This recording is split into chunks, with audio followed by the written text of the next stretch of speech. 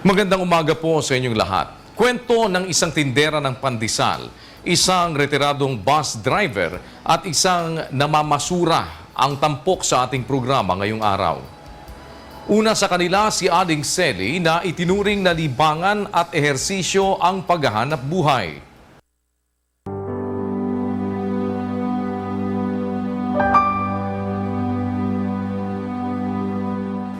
Ulila sa asawa si Aling Seli, ang tumatayong nanay at tatay sa 7 niyang anak. Kaya naman hindi pa sumisikat ang araw, bumabangon na siya upang maasikaso ang kailangan ng mga anak sa pagpasok sa eskwela bago siya umalis upang magtinda ng pandesal. Alas 3:30 ng umaga, gumigising ho ako, nagluluto ng pagkain ng 2 kong anak. Ang pagkatapos ko magluto at iayos ko yung baon nila, pagkain, iniwanan ko na po sila sa bahay at ako napunta na doon sa bakery para kumuha ng pandesal. Magtitinda na po ako, alas 5:30 naman ng umaga. Nagsisimula na akong maglako. Umuwi po ako ng mga alas 8 ng umaga. Nag-iingreso na po ako niyan. Tapos ayun, dala ko na rin naman po ang porsyento ko. Tulad po kanina, halimbawa, minsan nakaka 180 ako o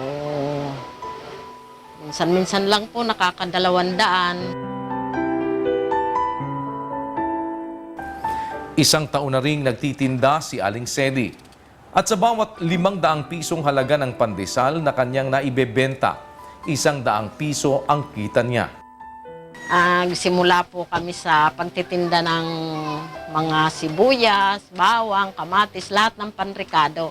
Maliliit pa ho ang mga anak ko. Ako po talagang nagtataguyod sa aking pamilya. Kasi po yung asawa ko nung araw, ibisyo. Mabisyo raw ang mister ni Aling Seli noong ito ay nabubuhay pa. Kaya bago pa man ito nasawi sa stroke, si Aling Seli na talaga ang naghahanap buhay para sa pamilya. At pong paghirap trabaho, anak buhay na daanan ko magbasura ako. Kasi namatay siya, ang anak ko, wala pang mga trabaho. Nang malinya na siya sa pagtitinda, ay isang kakilala naman ang nag-alok sa kanya ng dagdag na mapagkakakitaan. Tinda ko noon sibuyas, ngayon di binabay-bahay ko. Mayroon bahay na bumili sa akin ng sibuyas. Sabi niya, ano kaya nay kung samahan mo ng ang tinda mo, yung ganito nga, yema. Sabi ko, hindi naman siguro kako masama kasi para pandagdag din sa tinda kong sibuyas, pandagdag na. Di sabi niya, subukan na.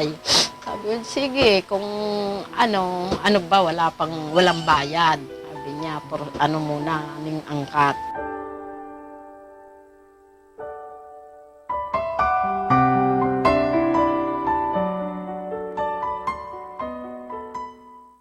Agresibo at masikap sa pagtatrabaho si Aling Seli. Wala siyang inaaksayang panahon upang kumita. Ano kaya ang kanyang munting pangarap? Malalaman niyo yan sa aming pagbabalik.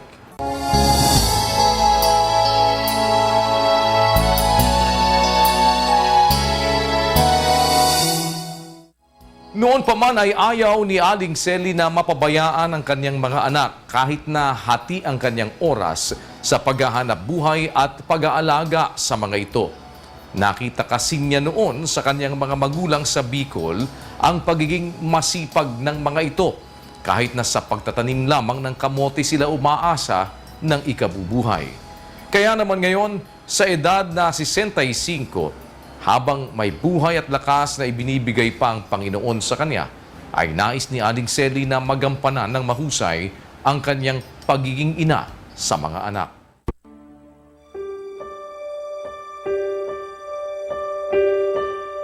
Maliban sa pandesal, ang yema ay malaking tulong kay Aling Seli upang kumita.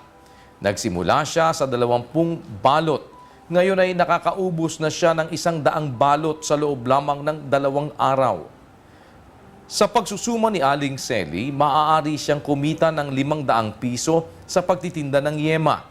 At maaaring mas malaki pa ang kanyang kitain kung siya na mismo ang gagawa ng ititinda niya. Kaya ang munting pangarap ni Aling Selly ngayon, magkaroon ng sariling puhunan sa paggawa ng yema at iba pa. Yan po, kung pagkakalooban po ako ng puhunan, gusto ko po magluto ako ng pilipit o di kaya kahit na lumpia, kaya ko rin yung papalit-palit lang kasi hindi naman yung permanente lagi. Yun po ang para maidugtong po sa aming buhay na pang-araw-araw.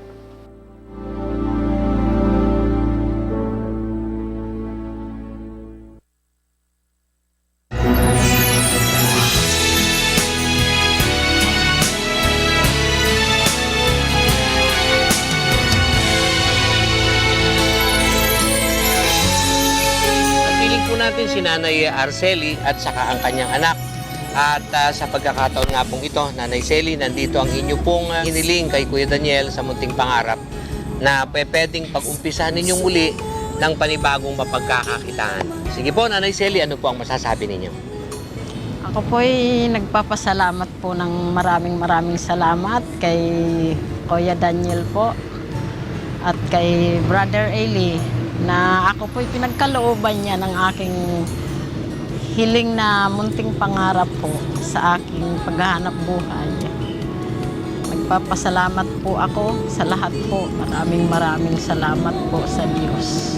Okay, at salamat po sa Panginoon Diyos dahil nga Nanay Selly, ito pong ating ipinagkakalob sa inyo ni Kuya Daniel. At siyempre pa po, nandyan po si Brother Eli ng Ang Dating Daan. Alalayan din naman ang mga programa ni Kuya Daniel. Kaya po sa pagkakataong ito, tanggapin niyo po ang kaloob na dagdag puhunan pa ni Brother Eli mula naman po sa Ang Dating Daan.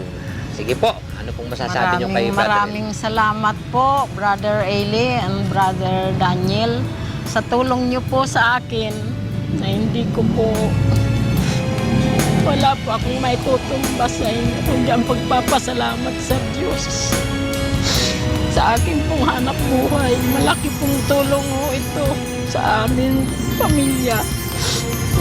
Maraming salamat po sa aking anak po na maitutulong na po ako sa kanya sa pag-aaral. Salamat po sa Diyos. Maraming salamat.